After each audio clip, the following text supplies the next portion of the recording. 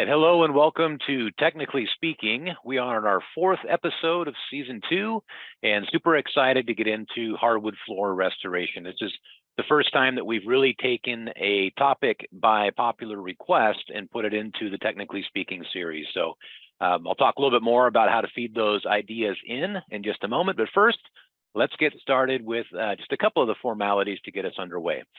First and foremost, please remember as we get into Technically Speaking that we do not use the chat feature inside of Zoom. We use the question and answer feature, that Q&A tool. So if you're not familiar with Zoom or not familiar with the Q&A, find that now if you don't mind, because a big part of what we do here at Technically Speaking is a live Q&A session at the end of the presentation. So at any point, if you've got a question on anything water damage mitigation, doesn't even have to be on hardwood floors, don't hesitate to drop that into the Q&A and we'll do our best to address all of those questions that come in. With that said, let's go ahead and get moving forward. My name is Brandon Burton. I'm the Senior Principal of Industry Relations here at CoreLogic and the Chair of the ANSI ICRC Standards, and I'll be your host for today's presentation. We're going to focus in and really zero in today on one specific area of water damage mitigation and talk a lot about hardwood flooring. We had a lot of questions in some of the previous Technically Speaking episodes around this specific assembly, and we're going to do our best to pack the hour with as much information around hardwood floors as we possibly can. In fact, depending upon how things go today and how many questions we get, we could even wrap a part 2 into this because there's so much to discuss with hardwood. Having said that, where I'd like to start today's discussion is before we determine whether or not we can restore a hardwood floor, the first question we really need to ask is, should we restore a hardwood floor? And it's a really important question with hardwood flooring, because with hardwood flooring, we're talking about a higher value than typical surfacing material for floors that can not only have a high monetary value, but in some cases, there can also be a whole lot of non-monetary value associated with that floor in terms of its appearance, its aesthetics, maybe even its history. There can be a lot of things that bring intrinsic value into a hardwood floor. So there's a lot to consider. The first piece of consideration with hardwood floors is to ask yourself, is it really a hardwood floor? And I'm not going to get real deep into the engineered wood or laminate flooring in today's presentation. We're going to assume for all of the restoration techniques that we're talking about that we're discussing true solid hardwood floor. But before I completely brush that topic aside, I do want to share just a little bit about the restoration probability if we're not dealing with true solid hardwood flooring, by first defining what hardwood flooring is. So hardwood flooring is a solid cut, as we see in the image here, of dimensional hardwood timbers. And this dimensional cut is solid. There are no laminated plies. There are no engineered wood materials that have been installed in between plies. It is one solid piece cut with a tongue and groove to a length of a board. And there is some milling that is typically done on the bottom side, and we'll talk about that milling on the bottom, something referred to as flutes, and we'll get into that. But that is a true solid hardwood floor. And generally speaking, I'm going to share with you all of the ways in which I'm going to approach whether or not a true hardwood floor is restorable by really digging deep into what water does to a hardwood floor. But as soon as we move away from solid wood and we start talking about engineered wood, even similar materials like bamboo and things like this, where there has still been some engineering, many of these rules start to disappear pretty quickly because man-made adhesion and lamination is going to bring a whole other category of damage into the floors pretty quickly. And we'll touch a little bit on that, but it's not going to be our main focus today. So having said all of that, let's take a closer look at a hardwood floor. The first thing I want you to notice as we start talking about whether or not a hardwood floor is restorable is that there are two general types of cuts in the hardwood flooring planks, and some cuts that are going to be somewhere in between these two, obviously. But generally speaking, we have two very distinct orientations of the grain or the annual rings on the wood. And this is really important to understand because as we assess the restorability of a hardwood floor, this milling or this cut on the hardwood is going to have a tremendous impact on how the floor is going to respond to the addition of moisture how stable that floor is going to be with fluctuations in moisture, and what the appearance of the floor is going to be post-drying. In other words, what other work would be necessary for restoration. And that begins with being able to make this identification. On one side, we can see the annual rings are kind of in a horizontal orientation. On the other side, we can see that the annual rings are more in a vertical orientation. So we got horizontal versus vertical. What's important about this difference is that the swelling of the hardwood, or its dimensional change as water is added or removed, is predominantly going to occur in the direction of the annual rings. In other words, the board on the left, because its rings are horizontal, the majority of the dimensional change that will occur in that board is going to be horizontally. It's going to get bigger in terms of wider more than it's going to get taller. On the opposite side, we have the annual rings more in a vertical position.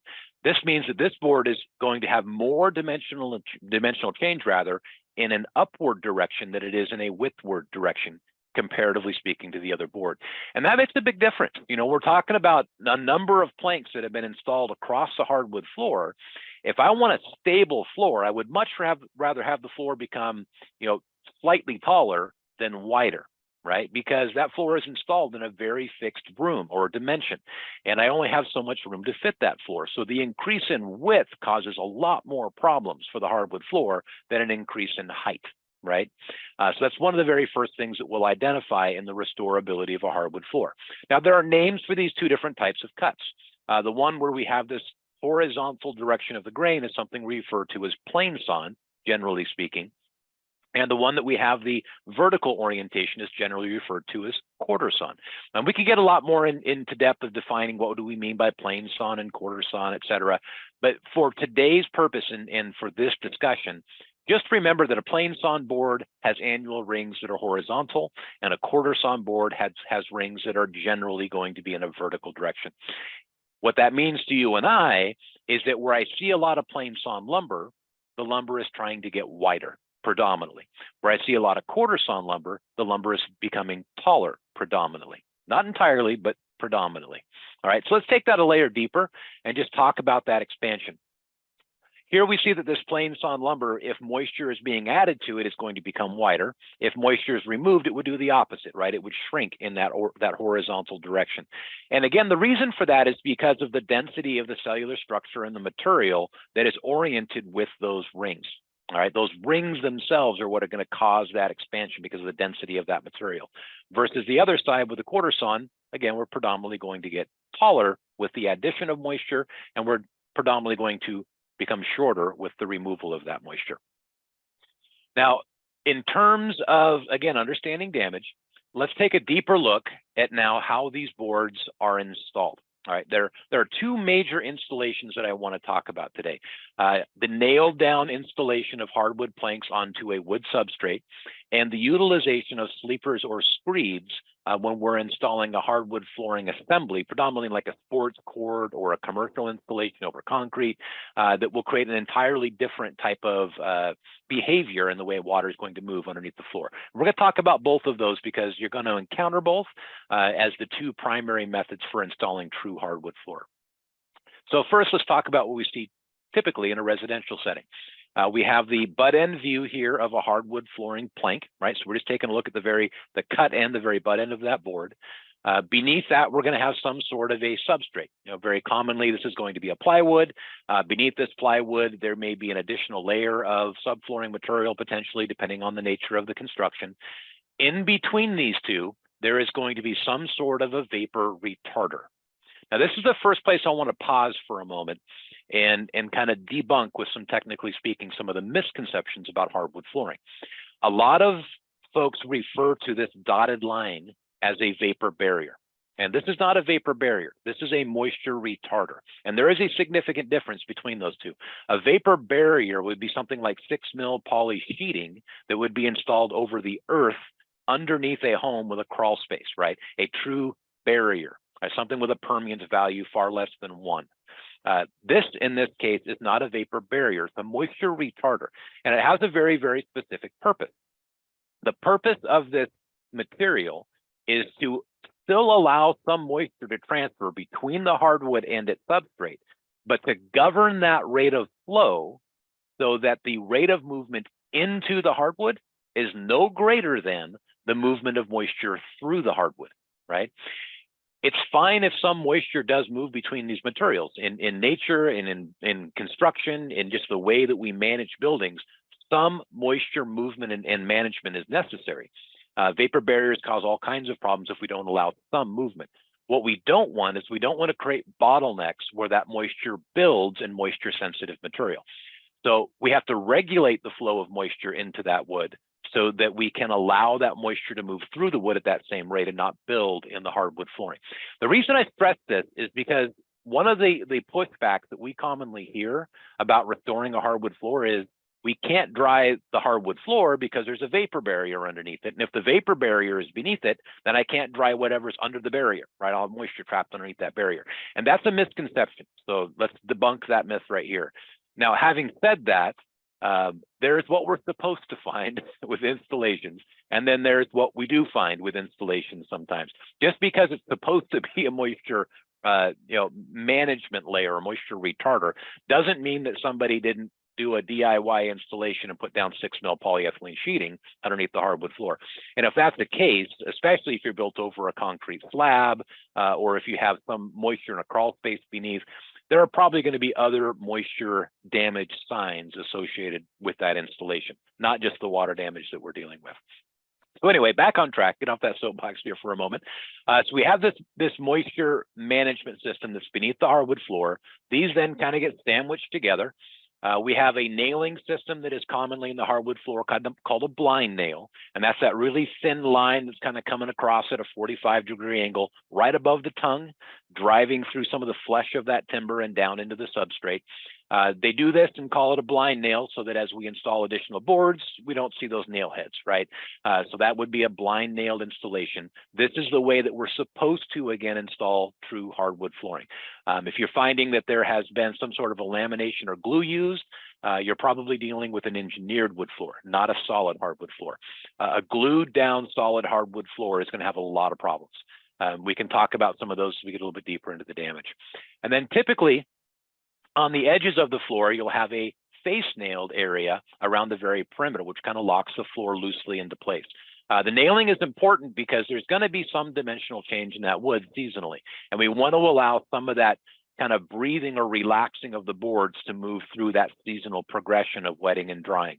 And that type of installation with a 45-degree angle on those face nails or blind nails rather, then only face nailing at the very perimeter, and then allowing an expansion joint outside of that before we hit wall plates or other hard, fast, and applied structural materials allows for that floor to kind of flex and breathe through the seasons as it adjusts to those different types of moisture that most homes are going to encounter. Now, in addition to this, before we get kind of deeper into the drying and damage, another installation that you may find, in addition to the installation that we just discussed above, is going to be a sleeper or screed system installation. And this is going to be more common in a high traffic commercial environment, in an area where there's a lot of physical activity on top of the floor, in gymnasiums, in the sports courts. You may even find it in like a dance hall or something like that.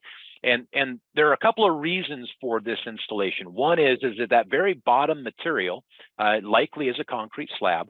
And part of the engineering is to allow for a little more opportunity for some breathing or some movement between that concrete slab or substrate and what is occurring with the wooden materials that are up above.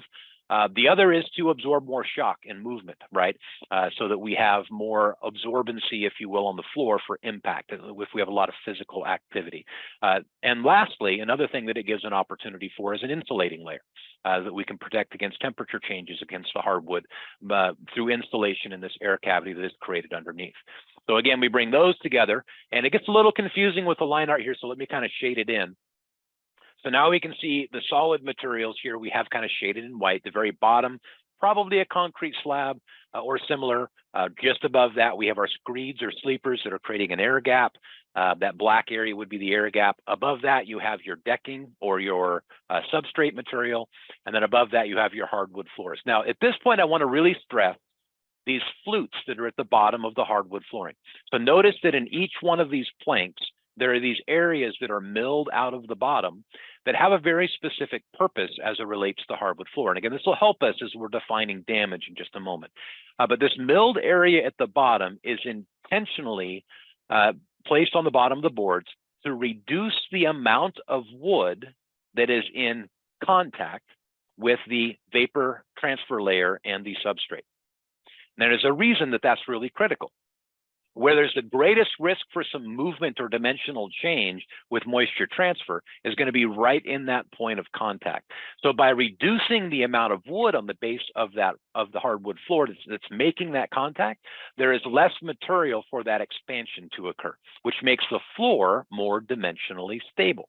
And that's one of the primary reasons that flute system is milled out of the bottom, is to increase the dimensional stability of the hardwood floor that is being installed above. Okay, so now that we've got a full understanding of the installation, residentially speaking, like I said, or most commonly what you're going to encounter is just the top half of this installation example. Depending upon the floor, it's the building it's installed and its use, you may also find the screed system that is down beneath this. So you're either going to have one or both of these elements. Having said that, the first step in assessing water migration, where the floor is affected, and what method we're going to use to dry the floor will be making the identification behind this installation method. So it's critical that you do understand how this floor has been installed, like any other assembly that we're going to monitor and dry. Now let's talk about water migration for a minute. When water is introduced into a hardwood flooring assembly, it may originate from above, right, and run out across the hardwood floor. It may originate from the edges, migrating from another room. Typically, that moisture is not going to absorb through the top of the wood. And the reason for that is that we've got a finish layer, right? And usually that finish is relatively impervious to liquid water absorption, at least in any period of time that we would typically encounter in the response to a water intrusion event. The water is going to find its areas where it can allow gravity to kind of draw it down through the floor. And that's going to happen through the tongue and groove joints. It's going to happen around the perimeter of the floor, the edges of the floor. On a screed system, it's going to happen through those air passages that are in that screed pathway underneath the hardwood flooring. But as the water migrates down between the boards, comes up underneath the boards, the first thing that's really going to start taking on moisture is going to be what's most porous, right? What's most absorbent. And typically that's going to be the underlayment that's beneath the hardwood floor. It might be the actual substrate or concrete that's down beneath your screed system. These are typically what's going to begin to take on moisture first. The reason I point this out here is depending upon how quickly we've responded to a water intrusion event, it's really important to tailor the drying system that you're going to use to focus on what has actually become wet. Just because water has come in contact with the hardwood floor doesn't mean I'm going to use the same hardwood floor drying system I used last week on somebody's kitchen, right? There are different circumstances, different installations. The water may exist in different places. And because of that, it's really important to understand kind of the golden rule of drying, right? We place warm, dry air in contact with the wet surface, right? Warm, dry air in contact with the wet surface, which requires me as a restorer to identify where's my wet surface, right? Don't just automatically apply the last system you applied for a hardwood floor, because if the wet surface last time was up here inside of these boards, in these flutes, if that's where the wet surface was last time, but now it's down in these screeds, you're going to deploy the wrong system, right? And you're going to put warm, dry airflow where you don't need it, and probably cause damage, not minimize or mitigate damage. So it's really important to identify that. And the only way that you can truly do that is with a good, thorough inspection.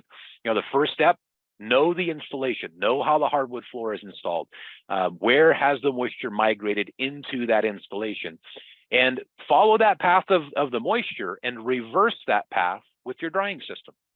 And I'll give you some examples of that here in just a little bit. But that's the essence of drying most of these built-up complex assemblies, is reversing that pathway of water migration, understanding how did the water flow and how did the water travel, and is there a way for me to replicate that with my drying system and put my warm, dry air in contact with the same pathways that water used for migration, right? How can I access that? So we'll come back to that, and we'll talk about that a bit more here in just a moment. So first, let's go ahead and jump forward. I want to take a closer look now as we get into damage I want to talk a little bit about an individual board. So let's zero in on this one plank that's in this installation. As the water migrated down between the cracks and the joints and got into that area where that moisture management system is right between the substrate and the hardwood floor, this is where the hardwood begins to absorb its moisture. And it's going to take a little bit of time for it to occur because hardwood takes on water very, very slowly. As that moisture begins to absorb into only the bottom of the board, this is our first physical sign of the water intrusion with the hardwood. And that first physical sign is that the bottom of the board begins to expand. Not the middle, not the top, just the bottom of the board begins to expand. I stress that on purpose because that creates a physical change to the wood and its appearance. As the bottom expands, but the top doesn't, it holds steady, we end up with this appearance called cupping. Cupping is the result of what we call, if you want a technical term for this, of a moisture gradient in the wood. A gradient means differences, right? A difference in the amount of moisture in the wood. The bottom is wetter, the top is drier. The bottom is expanded, the top has not. And that causes this cupping appearance to occur. I have a really good demonstration you can do for this for a property owner, by the way. If you ever want to help them understand, if they've got a cupped hardwood floor, the reason why it's cupped. Take a little bit of water, put it on their kitchen counter, just like a silver dollar size spot of water, and then take one of your business cards and just drop your business card into that water. And watch as your business card literally curls away from the water. It's because the bottom of your card is expanding and the top isn't, so it curls away from the water. But then let it sit there for about 10, 15, 20 seconds. And what you're going to notice is the next phase will also begin to occur. As the water moves up into the wood begins to expand widthwise. And as it does, it begins to lay back down. It's still cupped a bit, but now it's getting wider. And this is the alarm, right, for the hardwood floor. If the wood's getting wider and the hardwood floor is in a 10 by 10 room, well, the math's not going to work when it wants an 11 by 11 room, right? Either the walls are going to move or things are going to change on the hardwood floor. Believe it or not, both are possible, okay? So as that begins to get wider, even on that business card demo that you can do for a property owner, you can actually observe the card begin to lay flat. But as it lays flat, what's happening? It's becoming a bigger card, right? It's beginning to expand widthwise. And eventually, once that water migrates all the way up into the top of the board's actually going to lay flat. You can actually fix cupping by thoroughly wetting the hardwood floor and getting it saturated. The problem is, again, it no longer fit in the room, right? That's the problem. Now, what I want to stress with this is that the only reason why the hardwood floor is cupped is because of the moisture difference.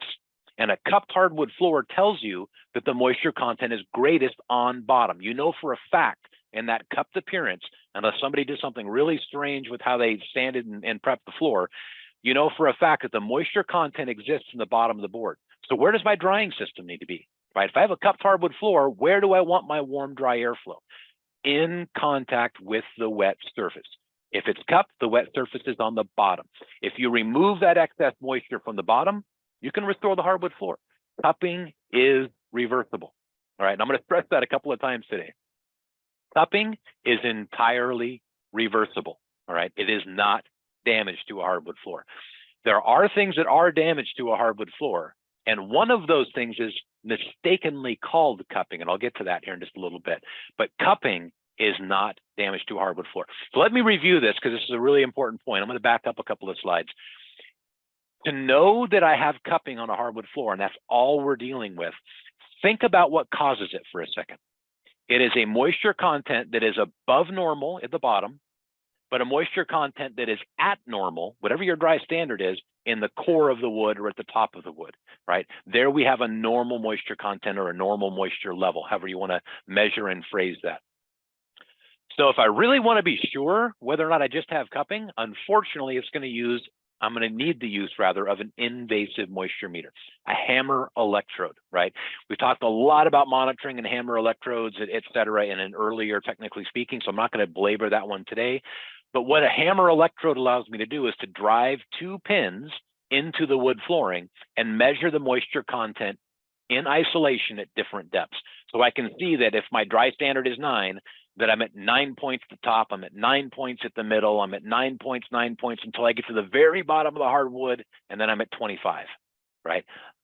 Bingo, you've got cupping.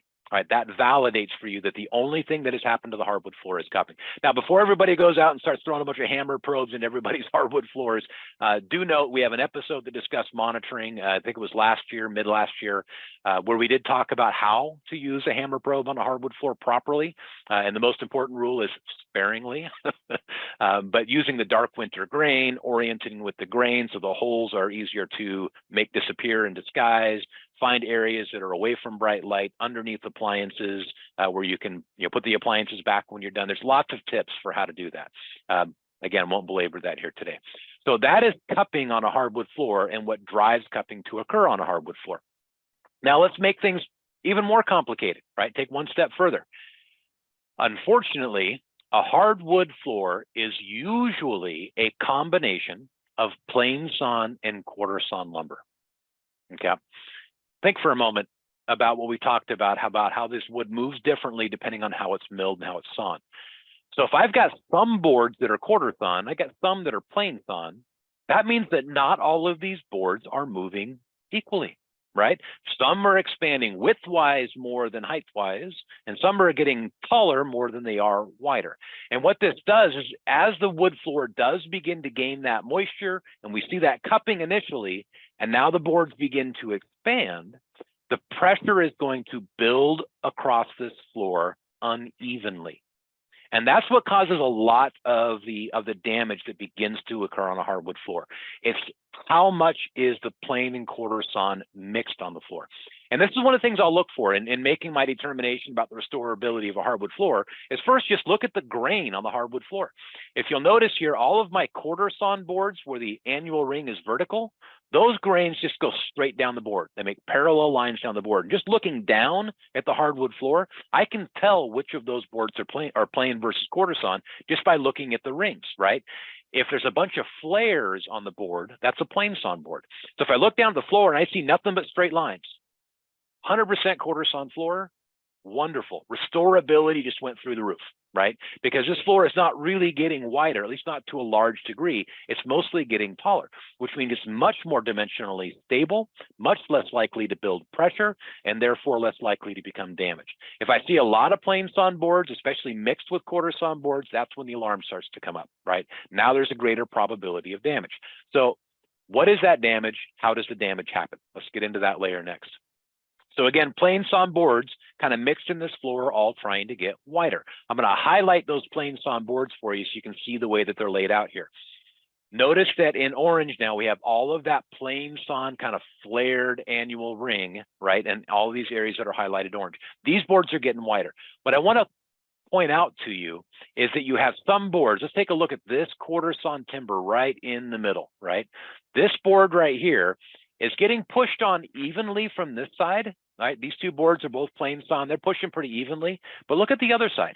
On the other side, it's getting pushed from one end, but not the other. This quarter sawn timber up here at the top is not pushing on this board as hard as this plain sawn board is. And that puts an uneven pressure on that board. If you want to shape lumber, right, and change the way that it's shaped, you do exactly this, right? You get it wet, you bend it, right? Yeah, a little bit of heat and drying, and hold that bent shape while you heat and dry it. And then when you're all done heating and drying it, you have a new piece of wood with a new shape, right? So we're basically reshaping this quarter sawn board that's in the middle of this floor. And that's going to cause some problems. And I'll define those problems for you here in just a second. First, let's review what isn't damage.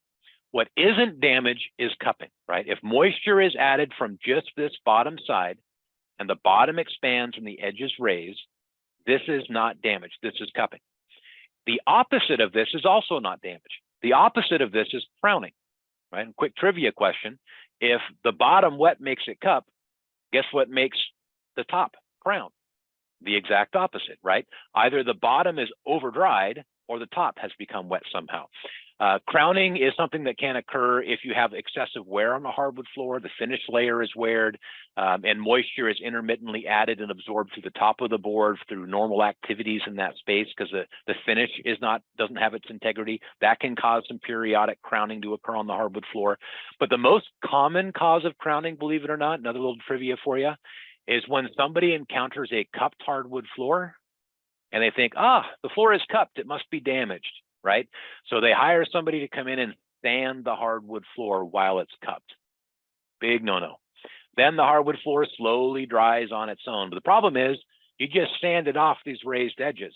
So once it finally dries and lays flat, you now have a permanently crowned floor that was caused because it was cupped, not damaged, and somebody sanded it while it was in a cupped state.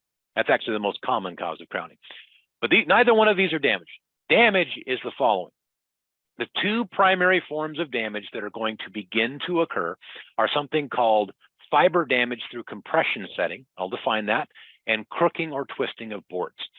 We just talked a little bit about what causes crooking and twisting. That's that background image here you still see in the background of my slide. This board here in the middle of the screen is going to become crooked or twisted because of the difference in pressure that's caused by expansion. Now, again, if I'm trying to determine, is this floor restorable, the first thing that I want to know is are we only wet on bottom, right? If we're only wet on bottom, we're just cupped.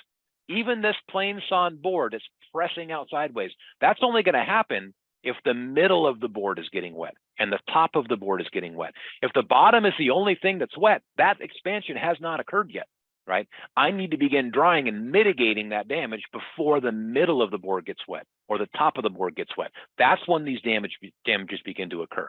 One of those damages through that expansion is when the force builds up so significantly between boards that just the edge fiber literally begins to tear apart from the board. And as the two boards press against each other, those edge fibers begin to raise. And that is compression setting. It's fiber damage on the edge of the board. Again, I'll know to look for this if I have moisture at the bottom of my board. The other way you can find this too, by the way, is with a straight edge. If I lay a straight edge across this board and it's a smooth transition from one end to the other, a nice curved appearance across the board, that's cupping. If I find that the board is mostly parallel with my straight edge and only the very edges here have a cupped appearance, just the very edge, that's probably compression setting and probably permanent damage. Crooking and twisting, you'll know, is present because you're going to see gaps, right? The crooking and twisting is going to cause gaps to occur between these boards. Again, using this example right up here, this is what's going to begin to happen to this long plank that we see being pushed on unevenly. One board is pushing hard against it, the other is not. That causes a crook or a twist here in this board, and you're going to notice that opening up as a gap, right? My general rule of thumb is that as I start to see this occurring, those gaps that are beginning to open up, if I can get a dime down into that gap, then there's going to be some visible gap that's left 99% of the time after the drying is complete. If I can't get a dime down into that gap, then generally that gap's going to close down to the point that some finish repair will usually make that invisible to the naked eye. Having said that, if there is any gap at all, I'm going to communicate to the property owner that there is a gap here. The reason the gap has existed is because boards are swelling unevenly, and this board here has push that board over and open this gap. There will be some dimensional change to this board. Whether or not that's going to be visible, I don't know 100% until we dry the floor. So would you like me to dry the floor, or would you like it replaced, right? Because at that point, you're not 100% certain as soon as those gaps begin to open up. And again, how do I know that? I know that because the bottom of the board is wet, the middle of the board is wet, my moisture meter tells me the wood is expanding, and I'm starting to see these gaps open. So all the evidence that tells me that I'm getting this damage from this expansion and compression, all of it's there. I can document it, I can photograph it. Now let's discuss it and determine what direction the property owner wants to take the floor, all right? So those are all of the different areas in which I'm going to investigate damage. I know we spent half of the webinar today just talking about the damage side of things, but with hardwood floors, it's really critical that you do that you spend the time to understand, what am I really dealing with here? Am I dealing with just some temporary change, AKA cupping? Is the moisture just at the base of the board? My instruments can tell me that. We have all the technology in the world that'll help us simply answer that question. Then I can make an educated decision, right? And that's really our primary role as a restoration contractor is I need to bring enough information to bear in this discussion that we can have an educated decision about what's truly restorable and what's not restorable based on the cost and value, the damage that may be sustained, or any contamination that is present. That's really what it boils down to, right? I need to bring that expertise to the discussion. And this with hardwood floors is how we bring that expertise to the discussion, right? So that we can educate and arm the materially interested parties on the considerations that need to be made in that choice. And then make my recommendation as the professional restorer for what direction I think this should go, right? All right, so having said all of that, let's move now out of damage and let's move into some discussions on drying hardwood floors, all right? So methods for drying. Generally speaking, as I get into this piece, I want to reiterate something that I said earlier. Drying systems in their best simplification are all about placing warm, dry air in contact with the wet surface. If you can just memorize that, put it on a Post-it note, stick it on your computer monitor, or put it somewhere in your inspection kit if you spend most of your time in the field. As simple as that sounds, and almost overly simple, in reality, that's what's most critical about drying a building, right? Forget about damage, forget about contamination for a minute. If you just want to be a drying Godzilla, right? It's not that complicated. How do I get warmer air, drier air, in closer contact with the wet surface? That's the other way I would say it. If I'm trying to solve problems, speed up the drying rate, if somebody doesn't care about what it costs, they just want to get dry as fast as possible, how do I get the warmest and driest air on that wet surface, right? It's always the same three criteria. It's about manipulating the resources that you have available to you and the way that the assembly is put together. And that's the key with hardwood floors. It's about manipulating those opportunities to achieve that sentence: warm, dry, in contact, right? Warm air, dry air, in contact. It's also how I'm going to monitor the effectiveness of my system, and we'll touch on that as well. All right, so soapbox attained, let's move forward. So again, let's come back to this image for a minute and remember for just a moment where the wet surfaces are. Okay, so with a hardwood floor, and again, you may or may not have this screed system that we see down here at the bottom of the sleeper system. You may just be dealing with a substrate and a hardwood floor, but regardless, in either case, where are the wet surfaces, right? Where does the water exist? It's going to exist, if the water originated from above in particular, it's going to exist in these tongue and groove joints. It's going to exist in all of these flutes, the very bottom surface of the hardwood. To what degree depends on how long the water has been there.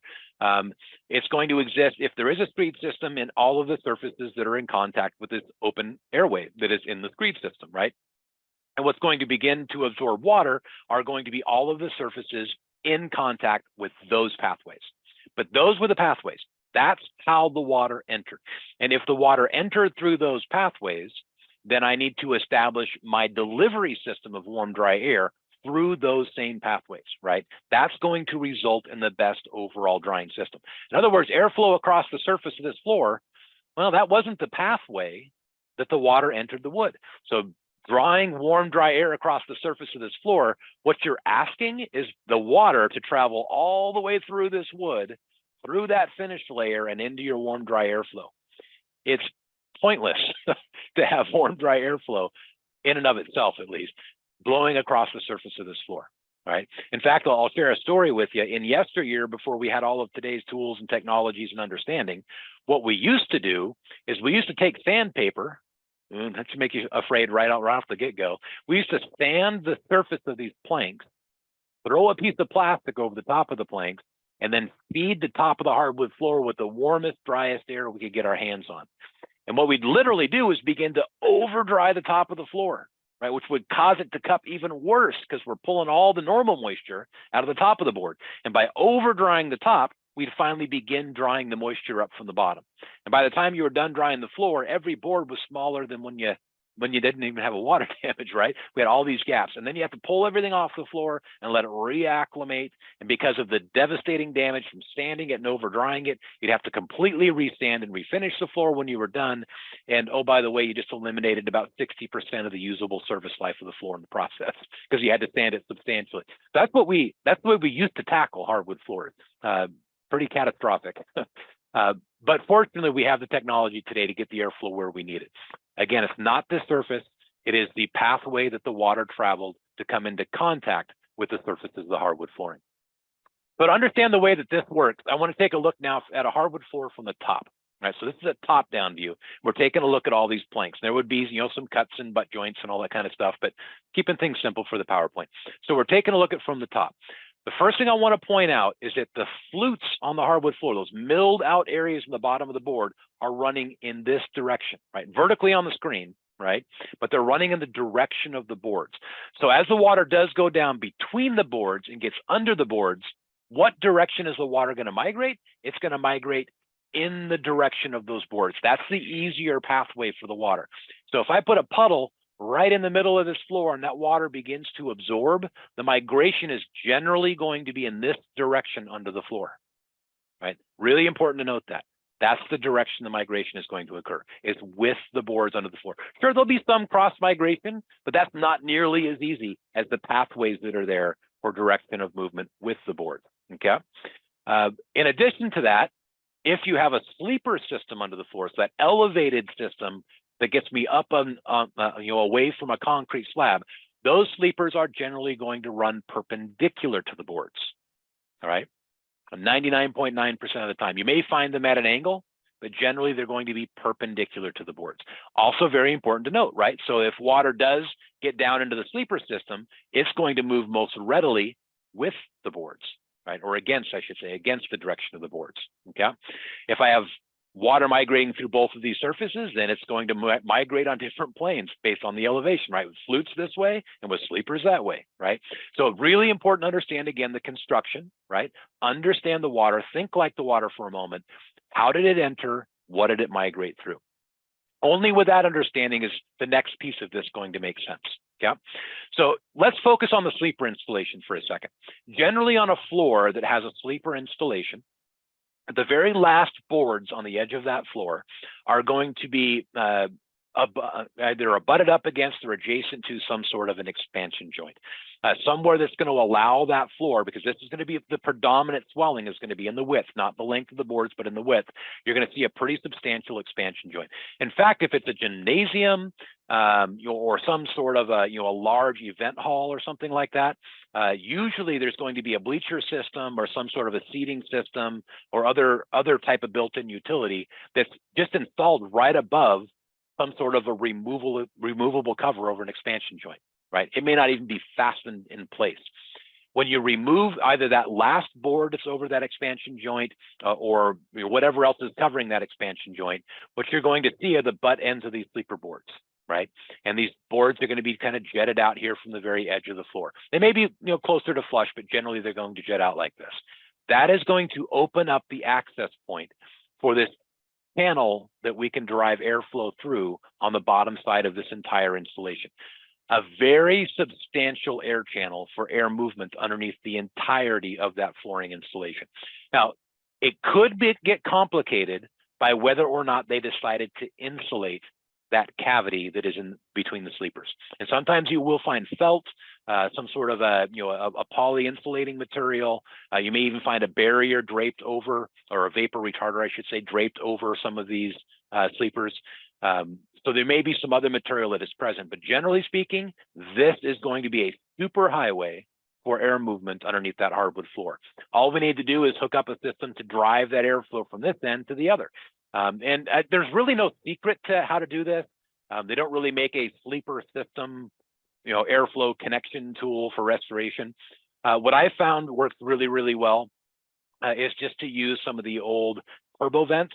These were 48-inch wide black plastic vents that you could install onto something like this and literally put the air mover in the air, pointing straight down into these sleepers. You could install, a containment system over that area and fill the containment system as long as you have good weight and attachment of the containment barrier and tent that you're using to inflate and force air underneath. There's different ways that you can do it. But once you get the installation in place, here's how I want you to monitor it. To determine whether or not you've really found the moisture underneath this floor and if drying is occurring, a lot of us, we use our moisture meters, we track drying progress, but a lot of us overlook the opportunity of hygrometers. What is the humidity that you're driving under the floor at one end, and what is the humidity that is being vented out the opposite, right? If the system is effective, then what you should see is that air is like a sponge, right? If warm, dry air is in contact with water, then that air is going to be like a sponge, and the sponge should go from dry to wet, right, as it soaks up water on the way through. So measure that and validate that that's what's happening. Not only can you validate that it's happening, but you can use it for justification for the method of drying. Having said that, don't use relative humidity, right? Hopefully you've been through your WRT training or something like that and have understood that relative humidity for monitoring purposes really doesn't tell us a lot. What instead we need to use is the humidity ratio, right? Commonly expresses GPP, or grains per pound, unless you're tuned in from Canada and you're using grams per kilogram, right? Or somewhere else in the world that uses the metric system. Regardless, use a true humidity ratio. So what's the humidity ratio in? What's the humidity ratio out? If we're seeing an increase in that water content in the air, the system's working. In fact, the bigger the increase, the better it's working, right? And we'll talk about some math with that here in just a second. If you want to speed things up, it's not just airflow in contact with the wet surface, it's warmer and drier airflow in contact with the wet surface, right?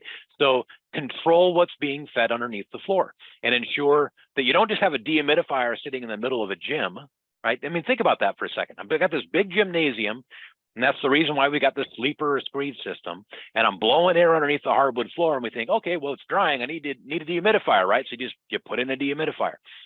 Well, you don't need to dehumidify the entire gym. That's not where the water exists.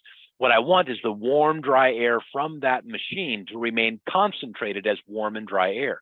So laying a piece of containment barrier over the top of this expansion joint, and that could be simply just a 2-foot wide strip of plastic laid across that expansion joint and weighted down on the edges, right? And then bring my dehumidified air in. I'd probably bring it at a couple of points so you don't end up concentrated at one end and less concentrated at the other. So probably distribute it, bring it in properly, and then deliver that dry air immediately underneath the wood floor. There's no reason to dehumidify the entire expanse of that gymnasium and then grab a little bit of that with your air movers over on the edge of the room, right? So I would definitely encourage, when you're focusing air movement into cavities like this, it's good to also focus the dehumidification effort you're using, especially with these types of materials, because they're very dense. They absorb moisture very, very slowly, which means they're also going to release that moisture slowly. You really want to use vapor pressure to your advantage, and really keep that low vapor pressure air, that warm and low vapor pressure air, focus so that you get the most use out of it as it goes underneath the hardwood floor. Okay. Now let's take a look at the opposite hand here. Let's say that I don't have the screed system, or maybe I do have the screed system, but water has also gotten down between the boards and gotten down into the flutes. And you may very well end up with both, right? So if you have a floor that does have a screed system that's elevated, and you have your hardwood flooring planks installed above that screed system, those planks all have flutes. Water could exist in both of those spaces. So either way, to also deal with the flute system, we've got to remember the direction that the flutes run, right? The flutes run in the direction of the wood flooring boards with the length of the board. Now, to understand how I'm going to reverse that, let's understand the technology that is most commonly used today. Most commonly today, we use a technology that places a mat, a square or rectangular plastic sheet, rigid plastic sheet or semi-rigid, on top of the hardwood floor. It has a hose connection point, right? And we draw air out of that hose connection point and draw a vacuum. This vacuum is a very substantial amount of lift that we're pulling out of that hardwood flooring. As we draw that vacuum, the result is that we pull air up between these boards. Now notice how we're reversing the migration, right? The water traveled across the top, then down between the boards. So we're doing the opposite. We're bringing air from the top up through the boards. We're reversing the path of airflow. That is going to cause the air to move underneath the floor and in the direction of the flutes and up into my drying system. Now that we understand that, I want to talk a little bit about these mats more specifically for a second, because there are right ways to use them and there are wrong ways to use them. And I'm sure that with all of us on the call today, there are 134 people currently logged in live. We probably have 134 answers on the best way to install these mat systems on a hardwood floor. So let me use some logic to help satisfy that argument. The movement of air underneath the floor, then up between the boards, is going to be the same as the movement of water underneath the floor. It's going to be in the direction of the flutes. In other words, a single mat will draw much further in the direction of the boards than it will across the boards. So when I place these mats, I want to place my next mat so that it doesn't interfere with the performance of this mat, right? If I place another mat right next to this, I'm trying to get air to go down between the boards, away from my mat, down between the boards, under the floor, then up into my mat. If I block this in any way, block this area with another mat, with a piece of plastic, I'm not going to get the air moving down through the boards and back up through my mat. I'm going to restrict that airflow. You need to give each mat that room to breathe, right? That room to breathe. How much room it needs to breathe depends on a few different things. It depends on how tight the boards are. Was it finished on location? So is there filler in between the boards, or were they pre-finished boards that were installed and never finished on site? Those breathe a little bit better. The more breathable the floor is, the shorter the footprint of the mat. The more locked into place the floor is, and the tighter the boards, the greater its reach is going to be. Okay, kind of counterintuitive, but that's the way that it works. So once I establish my airflow, and I could test for this, there's a couple of different ways to test for it. The easiest way to do it is with some sort of a smoke pencil or something like that, and just kind of going over the surface of the wood and just go right above those joints between the boards and see if you've got any airflow traveling down, especially on the butt joints. That's where you're going to see it the most. But do I have any airflow traveling down underneath the floor? If I do, then I'm still in the reach of that mat. A very unprofessional way to do it, but also very great for training purposes, is to actually place some water on the floor. Right, and if the puddle of water goes and sucks down into the floor, then you're inside the reach of that mat. It's kind of fun to watch happen. Never do it at a client's property, but it is kind of neat because it illustrates the way in which these mat systems work. All right, so understanding that, this would be what my layout would look like across this floor. Notice that the gap between the length of my boards, very great gap. The gap perpendicular to my boards, pretty narrow, because this matches the way the mats work, right? Generally speaking, also note that my mats are perpendicular to the boards. Each mat is going to have a much larger effective area if it's perpendicular. If I install the boards, or the mats rather, with the length of the boards, my effective area becomes much smaller, all right? So always install those boards perpendicular. The only reason I'll break that rule is because I'm running out of floor and I don't have a mat small enough to cover the end of the floor. So to make the mat small enough, I'm not hanging over the edge, I may go perpendicular at the edge over here, right? Then the next consideration is, when you hook up to all these mats, don't hook up a vacuum blower over here, your dry force or your inject-to-dry on this first mat, and then run piping across all of these mats and all the way back again. Always start from the center with your point of vacuum source. Always start from the center and then work your way out from that point of center. That's going to more evenly distribute the efficacy of that system, is if you start from the center and work your way out. And this is what that might look like, right? And again, this yellow box down here, this would be a dry force or an inject-to-dry, some sort of a really high pressure vacuum blower or suction device that's drawing a vacuum on my hoses, right? My truncated lines that are now running out to my mat systems, okay? If you're not familiar with this, by the way, and you've never installed one of these and it's starting to sound just a little bit foreign to you, jump out there and do a little bit of research on, and there's two major brands of these that are out there. Again, there's the Dry Force, which is manufactured by Legend Brands. And then there is the Inject-to-Dry system, which is manufactured by Inject-to-Dry. Both of those are very common brands that are in the marketplace right now. And they both have wonderful websites that talk about these products and the way they're installed. What they don't necessarily have is really good tutorials on how to place these mats. And that's the reason why I wanted to stress this for you today. Now, with that said, once this system is installed, now I've got my airflow. But did we say put airflow where the water is? No, we said put warm, dry airflow in contact with the wet surface. Wet surface addressed, check that box. Now we need warm and dry. Now, if the entire room is also being dehumidified, because we also have a wet carpet over there and a wet wall over there and a wet ceiling over there, and I'm dehumidifying the entire space, and I've got good control over temperature and humidity through the entire space, I may not need to go any further than this, right?